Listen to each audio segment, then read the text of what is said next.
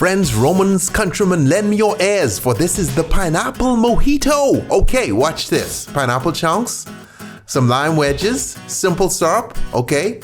Muddle, muddle, muddle, muddle, muddle. Okay, hit it with some mint leaves, all right? Beautiful. Get a little bit more muddling in. Could have done all that in one. I don't know why I broke it up into two, because sometimes we like to go the long way. Okay, ice in our glass, put in some mint leaves just to sexify. Okay, now we add the rum. Beautiful. Come behind with some pineapple juice, all right? Bingo, and just a little bit of soda water. So these are all modifications of a traditional mojito, but this one's fun. I suggest you try it. And like I always tell you, we got about 1 million mojitos on the website. So whatever kind of mojito you want, check out tipsybartender.com. We got you covered. That's Ina and Emma. They can do a little tasting for us, okay? All right? Ina's Russian. She's probably been in your email, but let's not discuss that right now because she always gets mad when I say that, okay? Stay tipsy, friends. I'm joking. We're friends, okay? So being all judgmental. Just drink the drink. Stay tipsy. Later.